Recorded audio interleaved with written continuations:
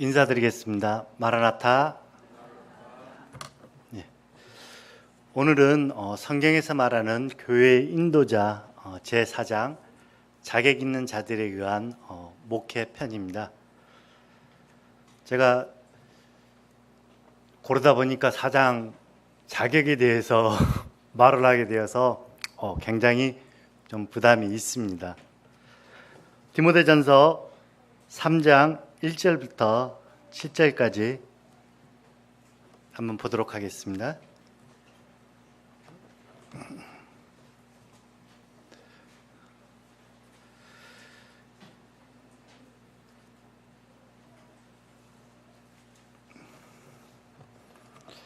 한 절씩 형제님, 자매님 교독하도록 하겠습니다. 3장 1절부터 형제님들께서 먼저 해주시기 바랍니다. 미쁘다 이 말이여 곧 사람이 감독의 직분을 얻으려 함은 선한 일을 사모하는 것이라 함이로다.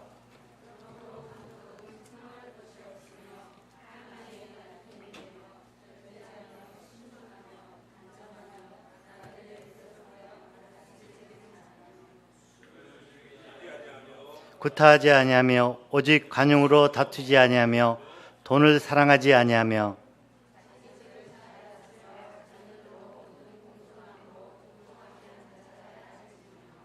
사람이 자기 집을 다스릴 줄 알지 못하면 어찌 하나님의 교회를 돌아보리요.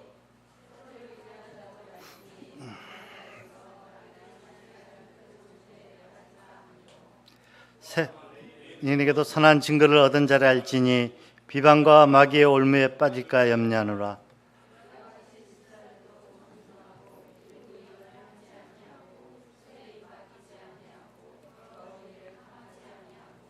예, 7절까지입니다. 예, 짧은 절이지만 이 안에는 장로가 되는 사람에 대한 자격이 14가지가 기술되어 있습니다. 우리가 지난 시간에는 제3장 남성에 의한 목회 이 부분을 살펴봤습니다. 먼저 하나님이 사람을 창조하실 때 동등하면서도 서로 다르게 창조하셨다. 그리고 그리스도께서 남자들에게 교회의 지도력을 맡기셨다. 이러한 말씀을 가지고 교제를 나눴습니다. 창세기를 보면은 창조의 법칙을 통해서 하나님께서 사람을 창조하실 때 남자와 여자 동등하게 하면서도 서로 다르게 만드셨다는 것을 알 수 있었습니다. 그리고 아담이 먼저이고 그 다음이 하와였다는 것. 또한 신약 성경은 하나님 안에서 질서, 예수 그리스도의 명령, 그리고 그리스도와 교회의 관계를 통해서 남자들에게 교회의 지도력을 맡겼다는 것을 살펴보았습니다. 그 다음으로 이제 4장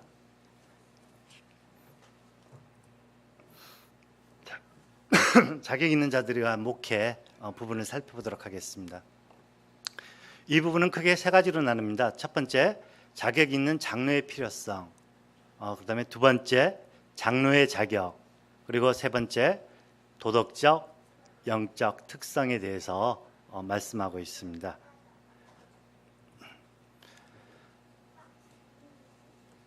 화면에 보이는 1번부터 7번까지의 자격 조건이 있습니다. 이 자격 조건은 어떠한 자격의 조건일까요? 혹시 형제님들은 잘 아실 것 같은데 자매님들보다 예, 병역 기피, 세금 탈루, 불법적인 재산의 증식, 위장 전입, 영구 부정행위, 음주운전, 성범죄 관련. 이것은 노무현 정부가 정부의 고위 공직자를 인선하기 위해 공직자 인사원칙 7대 원칙입니다. 이 7가지 자격을 그러니까 이 7가지의 자격이라고 보다는 해당하지 않아야지만이 고위 공직자로서 장관이나 기관의 장에 진출할 수 있습니다. 그러나 대부분의 사람들은 이 중에서 꼭 하나씩 걸리더라고요. 특히 4번 위장 전입이 아니고 다운 계약서 뭐 이런 부분도 있고 뭐 이렇게 해가지고 오늘도 뭐 대법관 인사청문회를 했다고 하는데 그 다운 계약서 문제가 여기에는 뭐 포함되지 않지만은 꼭 이렇게 포함되는 것이 언론을 통해서 나오는 것을 봤습니다. 아무리 능력이 출중할지라도 그 사람의 명망이 높을지라도 이러한 자격의 기준에 걸리게 되면 그 사람은 이렇게 고위공직자로 거의 대부분 나갈 수 없음을 보게 되었습니다. 그래서 오늘은 사회도 세상도 이럴지언데 교회에서는 어떠한 자격이 있어야지 목회를 할 수 있는가, 그러한 자격 부분에 대해서 알아보도록 하겠습니다.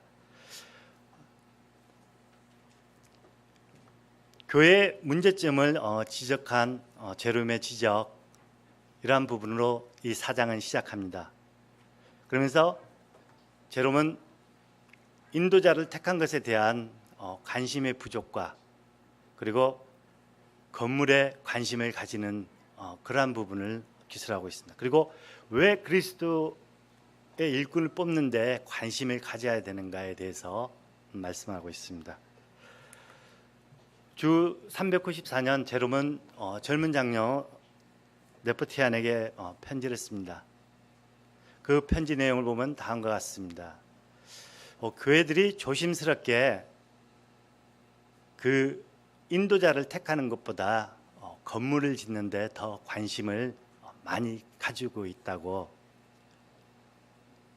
꾸짖고 있습니다. 이러한 현상은 AD 4세기경이나 지금이나 뭐 별반 다르지 않은 것 같습니다. 요즘도 이렇게 보면은 경매 물건에 교회의 건물들이 많이 나옵니다. 왜 그럴까요?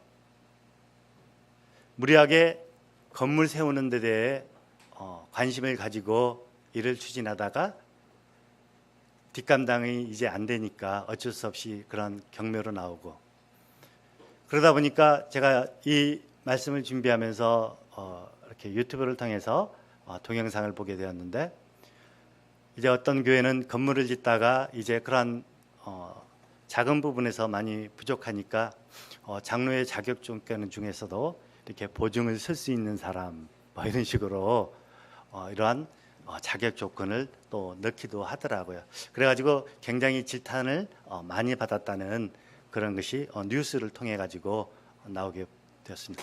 그리고 또 뭐 어떤 교회를 보면은 이제 건물을 짓다가 이제 자금 부족으로 인해서 이제 뭐 경매로 넘어갔다 보니까 전에 있던 온전한 그러한 교회는 없어지고 그 건물 짓는 지하에서 이제 예배를 드리고 그러한 것을 동영상을 통해서 봤습니다. 기독교가 처음에 이제 기독교가 미국에 들어온 것은 청교도를 통해 가지고 영국에서 이렇게 넘어왔죠. 그래서 이 기독교가 미국에 와서는 기업이 되고 불행하게도 한국에 와서는 그룹이 되었다는 그러한 웃지 못할 그러한 이야기도 있습니다. 이는 왜 우리가 그리스도의 일꾼을 뽑는데 관심을 가져야 하는가에 대해서 짧지만 이 제롬의 편지를 통해서 우리에게 말해주고 있는 것 같습니다.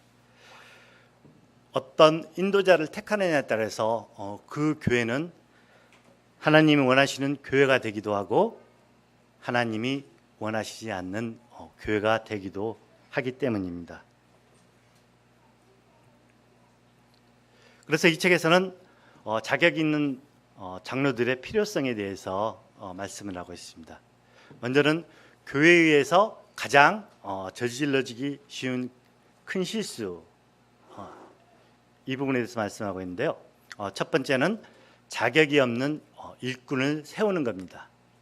그리고 두 번째는 준비되지 않는 일꾼을 세우는 것입니다.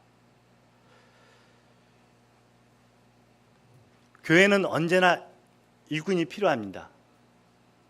교회의 일을 하기 위해서는 누군가는 일을 해야 됩니다. 그러다 보니까 충분한 시간과 기도를 가지지 못한 채 이제 급히 일꾼을 뽑게 됩니다. 이제 그런 경우 이제 자격이 없는 인도자의 일꾼이 뽑힐 수도 있고, 또는 준비가 되지 않는 그러한 성도가, 예를 들어서 그러한 분들이 일꾼으로 세워질 수 있다는 것입니다.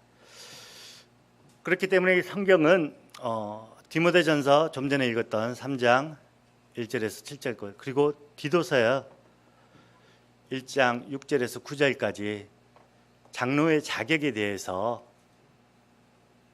분명하게 제시를 해주고 있습니다. 우리는 리더십에 대해서 많은 이야기를 합니다. 그 이야기를 할 때 보통은 어떻게 성공을 했는가, 어떻게 발전을 했는가, 그런 부분에 대해서는 이야기를 많이 하지만 그 리더가 가져야 될 자격과 책임감에 대해서는 자주 말하지 않습니다. 만약에 자격이 없는 그러한 인도자를 일꾼으로 세웠을 때 어떠한 현상이 일어날 것입니까?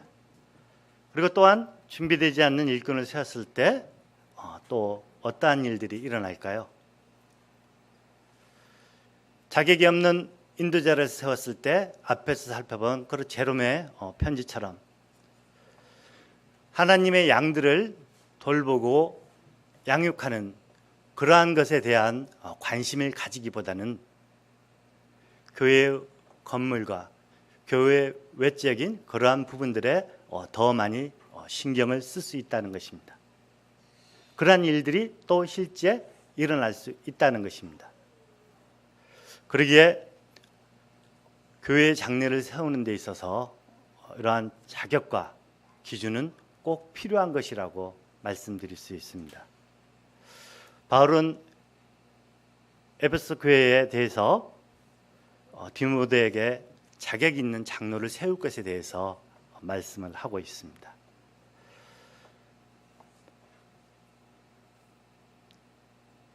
바울은 또한 그레데에 있는 디도에게도 도덕적으로, 영적으로 그리고 검증된 그러한 사람을 장로로 세우라고 말씀하고 있습니다.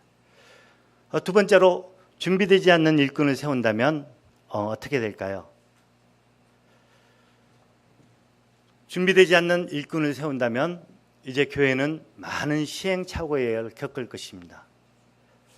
이러한 피해는 그 시행착오를 겪는 일꾼에만 국한된 것이 아니고 교회의 모든 구성원들에게 미칠 것입니다. 그래서 베드로는 북동아시아에 있는 교회들에게 편지할 때 부득이함으로 하지 말고 오직 하나님의 뜻을 쫓아 자원함으로 하라고 편지를 하고 있습니다. 이 말씀은 인간적인 열심이 아닌 성령님이 주신 마음으로 하나님의 뜻에 합당한 그러한 일을 하라는 말씀입니다.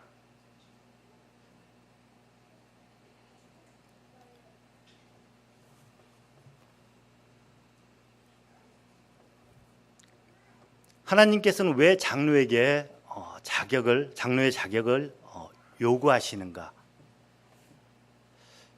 이것은 굉장히 중요한 부분입니다. 중요한 부분이기 때문에 세 부분으로 이렇게 나누어져 있습니다. 첫 번째, 장로는 청직이기 때문에 도덕적으로 책망할 것이 없어야 하고 하나님의 말씀을 잘 사용할 수 있어야 합니다. 청지기는 남의 것을 대신 맡아 이렇게 지키고 관리해 주는 사람, 또는 종, 이렇게 표현되고 있죠. 장로는 하나님의 양의 무리를 대신 맡아서 지키고 관리해 주는 그러한 역할을 하는 청지기입니다.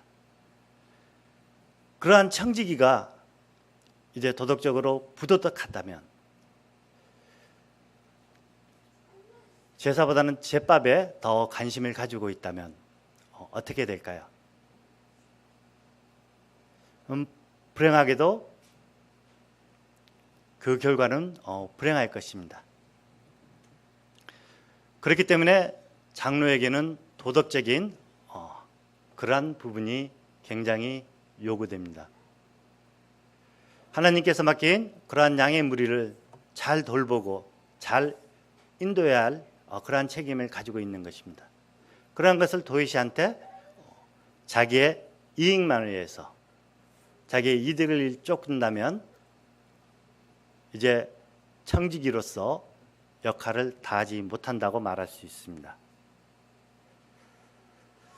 하나님의 집을 관리하는 청지기가 부도덕하고 성실하지 못한다면 이러한 자격을 갖추지 못한 분들을 어찌 하나님의 청지기로 세울 수 있겠습니까? 하나님의 청지기는 하나님의 말씀에 대한 순종과 그리고 맡겨주신 양의 무리를 안전하게 보호하기 위해 자신의 생명까지도 이렇게 내어놓을 수 있는 충성이 있어야 하는 그런 중요한 자리입니다. 두 번째로 장로는 그 성도들이 따를 수 있는 살아있는 본이 되어야 합니다. 만일 장로들이 한 아내의 남편으로서 충실하지 못하면 성도들도 이에 유혹을 받을 것입니다.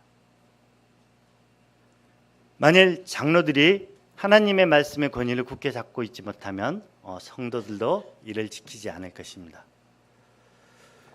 장로들의 자세나 이러한 행동들은 그리고 생각은 교회 지체들에게 큰 영향을 미칩니다. 우리가 보통적으로 볼 때 성도들이 장로의 그러한 영적인 수준을 넘는 경우는 많지 않습니다. 거의 없다 해도 무관할 것입니다. 그렇기 때문에 장로는 성도들에게 살아있는 본이 되어야 할 것입니다. 성도들에게 살아있는 이러한 본이 될 수 없다면 차라리 장로를 하지 않는 것이 교회에 더 유익을 가져올 것입니다. 장로가 손님을 접대하기를 싫어한다면 성도들 또한 손님을 접대하기를 싫어할 것입니다. 장로가 돈을 좋아한다면 성도들 또한 돈을 좋아할 것입니다. 이처럼 교회의 모든 면에 있어서 장로는 성도들에게 절대적으로 많은 영향을 끼치고 있습니다. 그리고 만일 장로가 한 아내 남편으로서 충실하지 못한다면 성적인 그러한 유혹에 직면할 수도 있을 것입니다.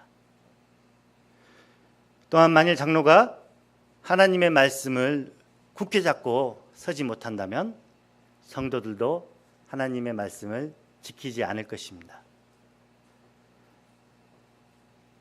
이러기에 장로는 성도들이 따를 수 있는 살아있는 본이 되어야 합니다. 그리고 세 번째로 무능하고 도덕적으로 부족한 자가 교회의 지도자가 되는 것을 막을 수 있습니다.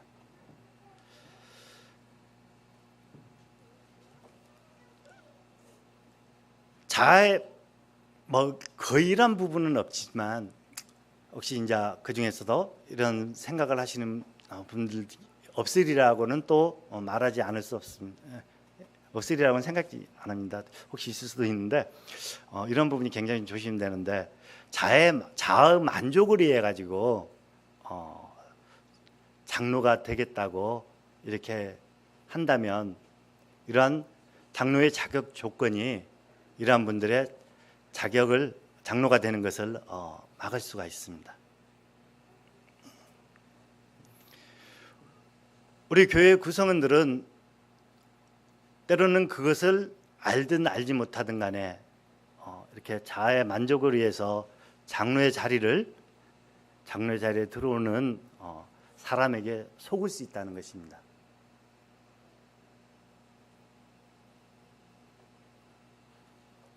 자아의 만족을 위해서 장로가 되는 경우에 개인적으로는 그 사람이 유능하고 뛰어나다 할지라도 하나님의 입장에서는 무능하다고 이렇게 말할 수가 있습니다. 또한 사단의 역사 아래 교회를 더럽히고 무너뜨리기 위해서 이렇게 장로로 세울 수도 있다는 것입니다. 그렇기 때문에 교회를 더럽히고 무너질 수 있다는 것입니다. 하나님이 우리에게 알려주신 이 디모데전서에 그리고 디도서의 장로의 자격은 우리 지역 교회의 영적인 안녕을 지켜주는 그리고 복음을 증거하는 데 있어서 필수적인 것입니다. 오늘날 교회에 가장 필요한 것은 그리스도를 닮은 영적인 인도자일 것입니다. 그렇기 때문에 이 세 가지 중요한 자격 요건을 통해서 장로를 세울 것을 이야기하고 있습니다.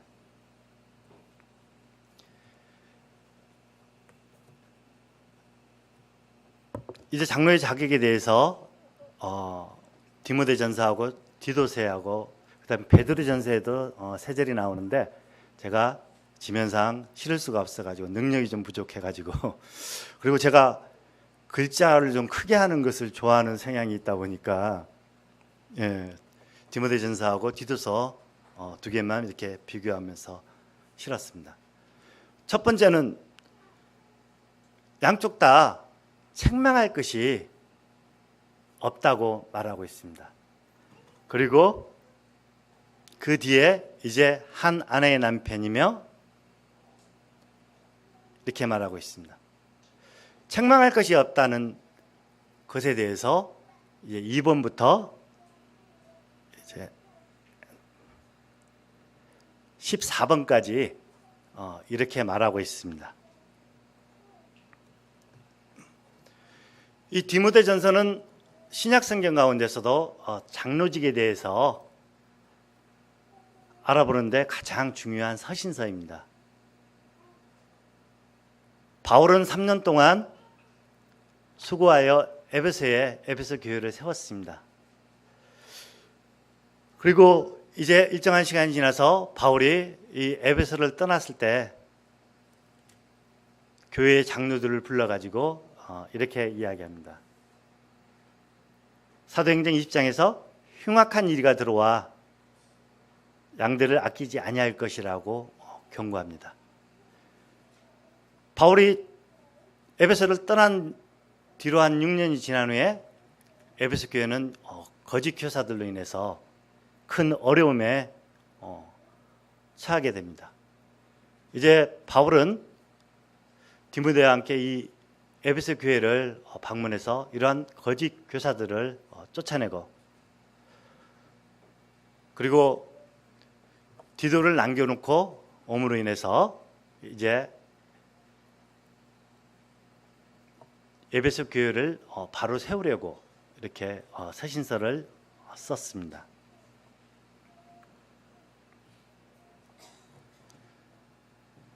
이처럼 성경에서 말하고 있는 이러한 자격은 대부분 도덕적이고 영적인 그러한 것입니다.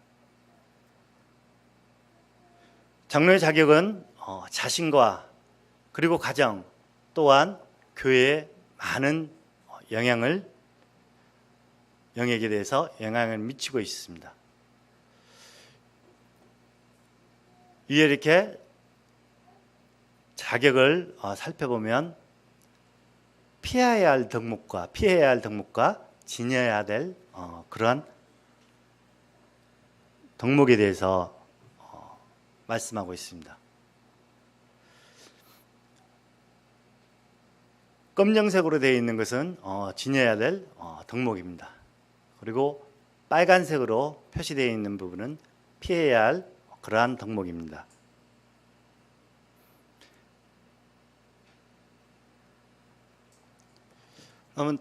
이러한 자격의 도덕적인 영적인 특성에 대해서 살펴보도록 하겠습니다. 첫 번째는 능력에 대해서 말씀하고 있습니다. 장로는 가정을 잘 다스리는 자여야 합니다. 그리고 또한 장로는 다른 사람의 본이 되어야 합니다. 또한 그 믿음에 대하여 변호하고 또한 가르칠 수 있어야 한다 합니다. 그리고 두 번째로 임무를 위한 성령이 주신 동기, 이 부분에 대해서 알아보도록 하겠습니다. 먼저 가정을 잘 다스려야 된다는 부분입니다. 자기 집을 잘 다스려 자녀들로 모든 공손함으로 복종하게 하는 자라 할지며, 사람이 자기 집을 다스릴 줄 알지 못하면 어찌 하나님의 교회를 돌보리요. 디모데전서 3장 4절에서 5절 말씀입니다. 장로가 그의 집을 잘 다스려야 할 이유는 다음과 같습니다. 자기 가정을 잘 돌아보지 못한다면 그보다 더 큰 무리인 교회를 돌아볼 수 없다는 것입니다. 이 지역 교회를 돌아본다는 것은 국가나 어떠한 기관을 경영하는 그런 것보다는 달리 가정을 경영하는 데 더 가깝다고 볼 수 있습니다. 그렇기 때문에 장로는 자기 가정을 잘 돌아봐야 합니다. 세상에는 사회적으로 큰 명예를 얻은 사람도 있습니다. 그리고 경제적으로 큰 성공을 한 사람도 있습니다. 이러한 사람도 가정에서는 한 사람의 아버지가 될 것입니다. 그러나 이러한 분들이 다 가정에서 가정을 다 잘 다스린다고 그렇게 볼 수도 없습니다. 물론 잘 다스리는 사람도 있을 것입니다. 하지만 꼭 이렇게 성공한 사람들이 가정을 잘 다스리지는 모든 사람들이 다 가정을 다스린다고 또한 볼 수 없을 것입니다. 그렇기 때문에 자녀들이 예의 바람과 복종함을 통해 가지고 아버지에게 그러한 모습들이 나타나야 된다는 것입니다. 만약에 반항을 하고 예의도 바르지 않고 그러한 자녀가 있다면은 이제 좀 생각해 봐야 될 것입니다. 저는 이 부분을 보면서 참 장로 되기가 어렵다, 이제 그런 생각을 했습니다. 저도 이제 자녀를 키워보지만 질풍노도의 시기를 보내고 있는 애들을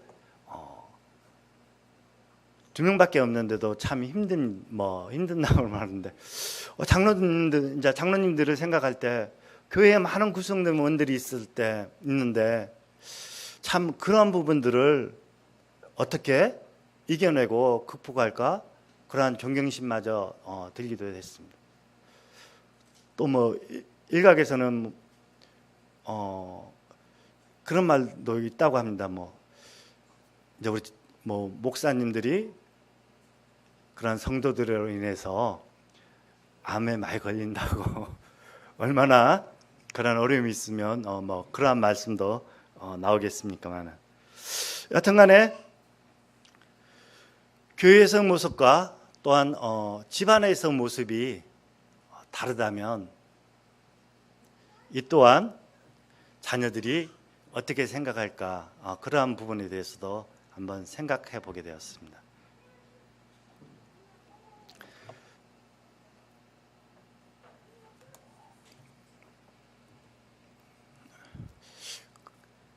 책망할 것이 없으며 그 두 번째 나오는 부분이 한 아내의 남편입니다. 디모데전서나 디도서의 모든 부분에 있어서 첫 번째로 나오는 것이 한 아내의 남편인데, 그럼 독신자는 장로가 될 수 없을까?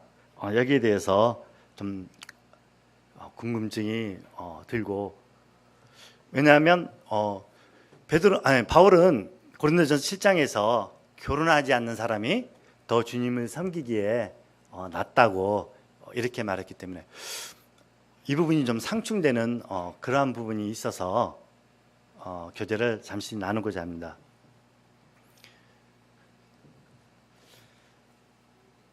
하나님의 남편이며 이 말씀은 장로가 될 사람은 그 결혼 생활에 있어서 책망할 것이 없어야 한다는 그러한 의미입니다. 사단은 하나님의 사람을 무너뜨리기 위해서 오래전부터 효과적인 전략을 세웠습니다. 그 전략 중에 하나가 하나님의 사람을 인도하는 인도자의 결혼 생활을 부패하게 만든 것입니다. 하나님께서 이처럼 장로의 자격 중에 결혼과 가정생활에 대한 자격을 이렇게 말씀하시는 것은 온 교회를 보호하기 위함입니다. 그런데 바울이 이 당시에 이 서신서를 썼을 때 한 아내의 남편이며 이렇게 말하는 것은 당시에 유대인들이나 로마인들은 일부 일체제였습니다. 그러나 이방인들 중에서 개종한 사람들이 있었습니다. 그런데 이방인 중에서 개종한 사람들 가운데 일부 다처제가 있었습니다. 그렇기 때문에 이러한 사람들이 장로로 세워진다면 이제 그 장로의 가정생활이나 또는 이런 성생활에 있어서 굉장히 문란한 것이 이제 교회 안으로 들어올 것이기 때문에 꼭 결혼을 해야 된다 이런 말보다는 한 아내의 남편이며 이렇게 말씀을 하고 있습니다.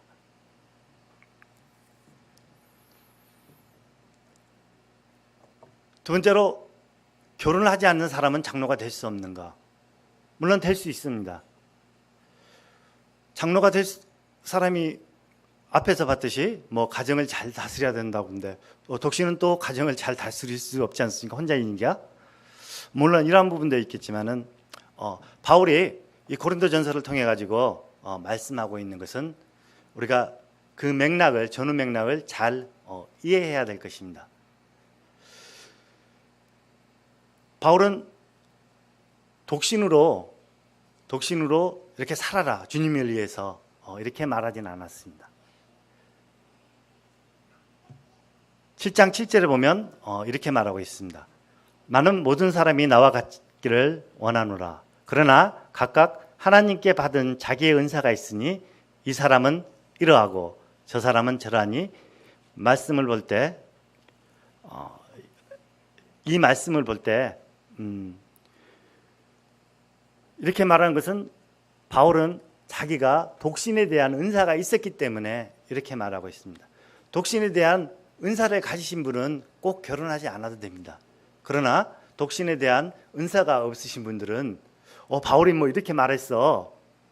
은사라는 부분을 빼고 이렇게 말씀을 이해하시면 안 되기 때문에 독신에 대한 은사가 없으신 분들은 결혼을 하시기 바랍니다. 그다음에 앞에서 살펴본 부분과 또 겹치는 법인데 다른 사람의 본이 되어야 한다는 것입니다. 그 이유는 하나님의 양의 무리를 하나님이 원하시는 대로 인도하기 위해서입니다. 그리고 맡은 자들에게 주장하는 자세를 하지 말고 양무리의 본이 되라고 베드로전서 5장 3절에서 이렇게 말씀하고 있습니다. 베드로는 아시아 지역에 있는 장로들에게 양무리의 본이 되라고 이렇게 말씀하고 있습니다. 장로는 다른 사람들이 따르고자 하는 그리스도인으로서 본이 되어야 합니다. 사람들에게 영향을 미치는 것은 그 사람의 어떠한 호칭이나 직위가 아니라 그 사람의 인격과 품행일 것입니다. 하나님의 양의 무리를 하나님이 원하시는 대로 인도하기 위해서는 장로들이 주님을 닮아가는 그러한 살아있는 모델이 되어야 한다는 것입니다. 그리고 두 번째로 이제 밑부분에 주장하는 자세를 하지 말고 이렇게 말씀하고 있습니다. 주장하는 자세는 권세를 가지고 지배하는 것을 의미합니다. 양의 무리는 하나님의 것이고 장로의 직임은 그러한 하나님의 양들을 지배하고 다스리는 것이 아니고 보호하고 인도하는 것입니다. 그렇기 때문에 겸손한 마음과 신령한 모습으로서 그러한 모습을 양들에게 보여야 하며 또 양의 무리를 이러한 본을 통해 가지고 양육해야 될 책임이 있는 것입니다. 그 믿음에 대해서 변화하며 또한 가르칠 수 있어야 된다고 이렇게 말하고 있습니다. 장로는 성도들을 하나님의 말씀으로 이렇게 가르쳐야 되며 자기의 믿음에 대해서 이렇게 말할 수 있어야 됩니다. 이 책에서는 장로는 교리적으로 흠이 없어야 된다고 이렇게 말을 하고 있습니다. 장로가 왜 교리적으로 흠이 없어야 하는 그 이유는 성도들에 대해서 바른 교훈으로 권면하며 책망을 하기 위해서입니다. 거스르는 자들을 책망하기 위해서입니다.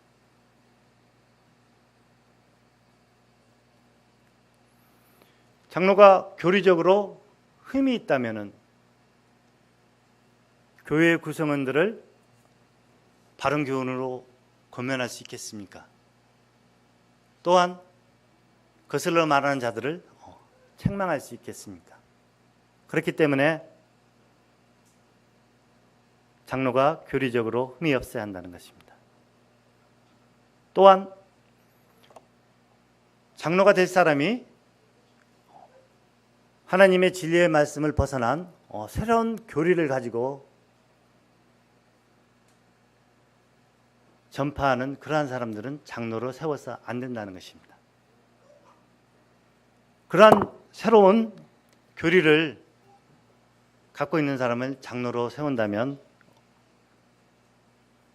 교회에 많은 폐해가 올 것입니다. 두 번째로 밑분 말씀을 가르침을 그대로 지켜야 한다고 말씀하고 있습니다. 이 밑분 말씀은 진리를 말하고 있습니다. 장로는 진리를 가르칠 뿐만 아니라 그것을 그대로 행해야 됩니다. 왜냐하면 지역교회는 진리의 기둥과 터이기 때문입니다.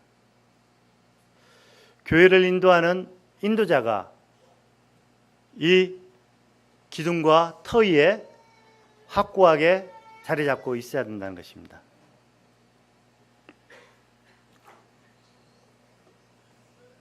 왜 교회를 인도하는 장로가 성경의 교리에 확고한 기둥이 되어야 한다는 것을 대해서 영국의 성경학자 P.T. 포시드의 말을 통해서 알 수 있습니다. 포시드는 이렇게 말하고 있습니다. 그는 진정한 교회의 능력은 그 교회의 일의 양이 아니라 믿음의 질이라고 이렇게 말씀하고 있습니다. 그러면서 교회의 능력 또는 힘에는 성경을 잘 알고 있는 한 사람이 성경을 잘 알지 못하는 수십 명의 지도자보다 더 낫다고 이렇게 말하고 있습니다. 장로는 성경에 대해서 많이 연구를 해야 되고 묵상을 해야 되고 이러한 것을 통해서 가르칠 수 있어야 한다는 것입니다. 그 교재는 바로 성경이 되어야 한다는 것입니다.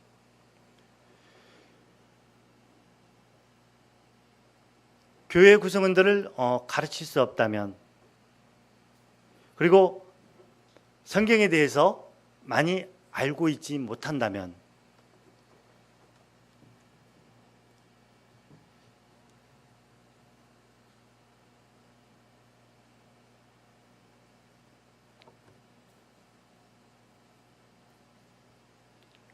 그 구성원들이 이제 그러한 것으로 인해서 피해를 볼 수 있다는 것입니다. 그렇게 하나님의 말씀에 굳게 서서 성도를 가르칠 수 없다면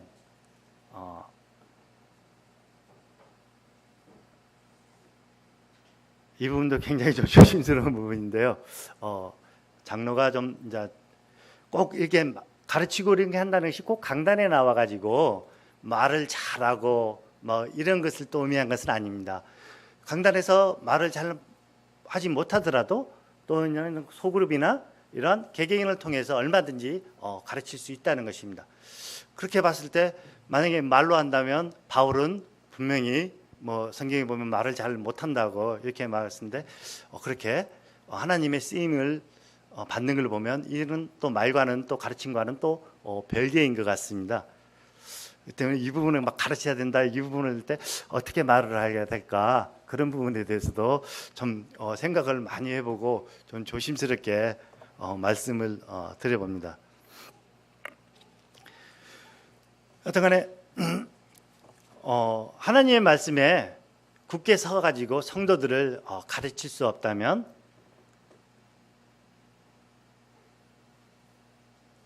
그러한 가르침의 부재가 교회의 무지를 가져올 것입니다. 왜냐하면 앞에서 살펴봤듯이 보통 장로들은 성도들보다 영적으로 더 뛰어난 사람들이기 때문입니다. 또한 장로들을 통해 가지고 이러한 하나님의 가르침에 대해서 많은 것을 배울 수 있기 때문입니다. 그러나 이러한 가르침이 입만을 통해서 된다면 이 또한 불행할 것입니다. 이러한 가르침은 가르치는 사람의 행동을 통해 가지고 그대로 드러나야지 성도들이 더 믿고 더 본을 받을 것입니다. 그 다음에 인물을 위한 성령이 주신 동기, 성령께서 그의 마음의 양들을 돌아보고자 하는 소원과 은사를 주신 사람만이 장로가 될 수 있다는 것입니다. 디모데전서 3장 1절에 보니까 미쁘다 이 말이여 사람이 감독의 직분을 얻으려면 선한 일을 사모한다 하미로다, 이렇게 말씀하고 있습니다. 목자의 중요한 자격 중에 하나가 물론 그런 도덕적인 영적인 15가지의 그러한 조건도 있겠지만은 양들을 사랑하고 돌보자 하는 마음도 있다는 것입니다. 성도를 섬기는 일을 이렇게 의무감만으로는 할 수는 없습니다. 이러한 경우 목자는 양들을 잘 돌아볼 수 없게 됩니다. 하나님의 양들을 인도하고자 하는 이러한 참소역은 언제나 성령님으로부터 오는 것을 보게 됩니다. 사도행전 20장 28절에서 바울은 에베소 장로들에게 양들을 돌아보도록 그들을 장로로 세우신 분은 사도들이나 교회가 아닌 성령님을 이렇게 상기시키고 있습니다. 교회를 돌아보고 양무리를 치게 하기 위하여 장로를 부르신 분은 성령님이시기 때문에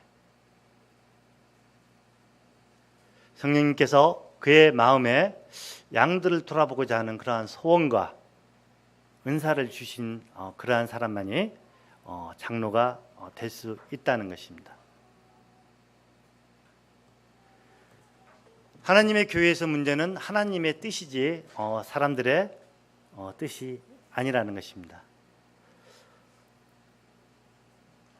여기서 사람이 감독의 직분을 얻으려면 선한 일을 사모해야 된다고 말씀하고 있습니다. 이러한 선한 일은 교회에 유익이 되는 모든 일입니다. 초대교회 때 이렇게 감독이 되는 것은, 장로가 되는 것은 온전한 헌신과 함께 희생이 요구되었기 때문에 그만큼 대단히 어려운 일이었다고 합니다. 그러기에 이러한 말씀을 하고 있는 것 같습니다. 그러나 이것이 하나님께는 영광스러운 일이 되기에 선한 일로 간주되었습니다. 그렇기 때문에 장로가 되기를 원하신 분들은 이렇게 교회에 유익이 되는 그러한 모든 일, 그리고 온전한 헌신과 희생이 되는 그러한 마음을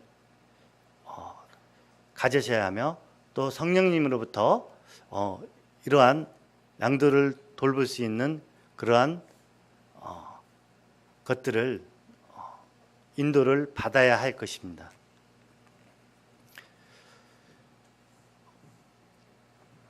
이 4장에서는 이렇게 마무리를 하고 있습니다. 지역교회는 비록 시간이 걸리더라도 성경에서 말하는 자격 있는 자가 교회를 돌아보도록 해야 한다고 말씀하고 있습니다. 함께 찾음이라는 잡지의 편집자인 존 젠슨은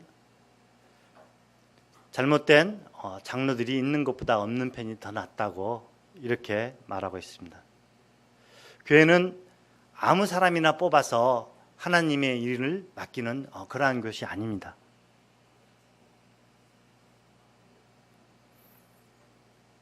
하나님의 청지기로서 하나님께서 맡긴 그러한 양들을 돌보는 것이 장로의 책임인 것입니다. 그렇기 때문에 장로가 되고자 하는 그러한 분들은 성경에서 말하고 있는 장로의 자격에, 그러한 자격의 요건과 그러한 품성과 그러한 것을 지닌 사람만이 장로가 되어야 합니다.